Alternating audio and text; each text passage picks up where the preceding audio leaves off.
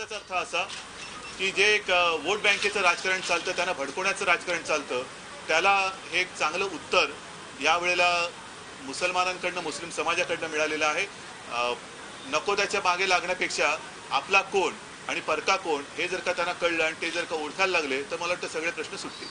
आज तुम्ही सामनामधून साध्वी देवा ठाकूर यांचं समर्थन केलेलं आहे नसबंदी संदर्भात आजच्या अग्रलेखामधून, काय म्हणाल? नसबंदीच्या नाही, विचाराची नसबंदी. हे थोडं मराठी समजून घेण्याची गरज आहे. आणि मराठी न समजता आमच्यावर जे टीका करतात ना, ते त्यांचं दुर्दैव आहे, आमचं नाही.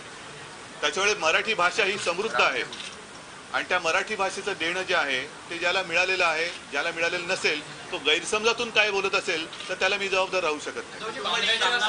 रामदास कदम यांनी सांगितलं होतं की राणे परत शिवसेनेत येण्यासाठी उत्सुक होते. खरी परिस्थिती काय? मला वाटतं आता या गोष्टीवरती न बोललेलं बरं. आणि तुम्ही त्यांना काय सल्ला नारायण राणेंचं यापुढचं राजकीय भवितव्य मी कसं सांगू ते त्यांनी ठरवायला पाहिजे.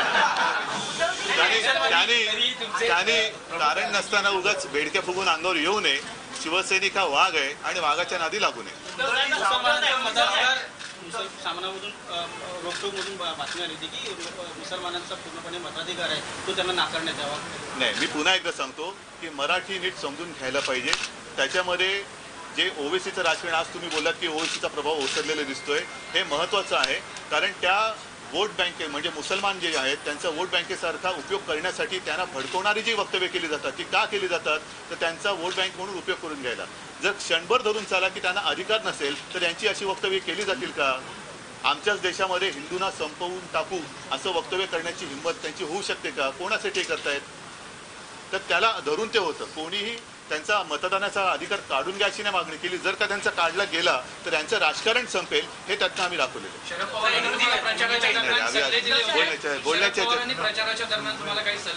हो, दिले होते. असेच सल्ले वारंवार देत राहा, ते मला उपयोगी पडतात. आणि त्यांना सुद्धा जे काही सल्ले दिले ते त्यांनी आता विचार करायचा, त्यांचे सल्ले मानायचे की नाही.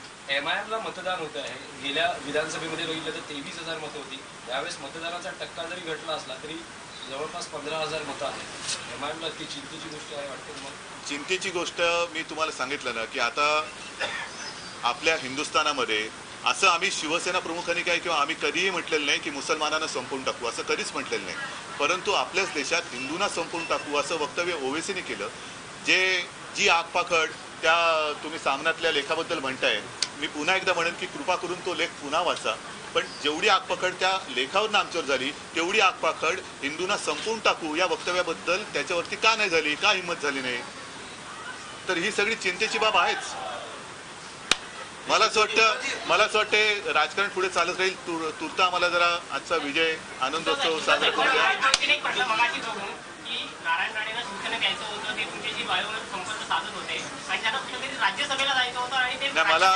मला आत्ताचा विजय, या विजयाचा निखळ आनंद करू द्या.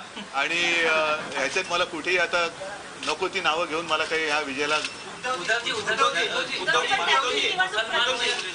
जनसंख्या की बात करें तो कंट्रोल कैसे कर पाएंगे? अपने आप को फैमिली प्लानिंग करके कंट्रोल करने की क्या कैसे? नाही, त्यातले कोण तज्ञ असेल त्याला विचारा, मी काय सांगू शकतो.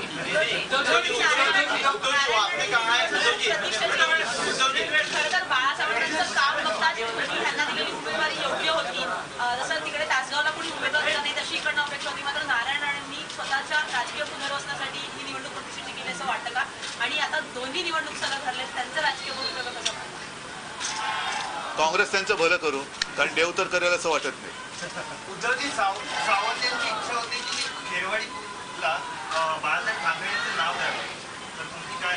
नाही, आता सगळ्या गोष्टीचं उत्तर मी आता देणार नाही. मी एकच सांगेन पुन्हा एकदा की आमच्या बाळांनी जी वचनं मतदारांनी दिली होती, आमच्या शिवसैनिकांनी दिली होती, ती सगळी वचनं आमच्या तृप्तीताई पूर्ण करतील. त्यांच्या मागे शिवसेनेची ताकद उभी आहे. मला खात्री आहे की वांद्रे पूर्ववरती भडकलेला भगवा हा कायम भडकत राहील.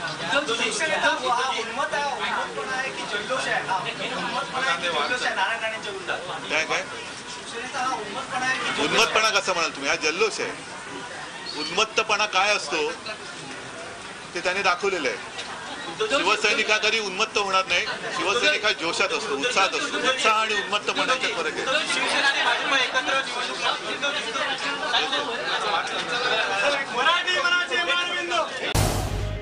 झी 24 तास रहा एक पाऊल पुढे.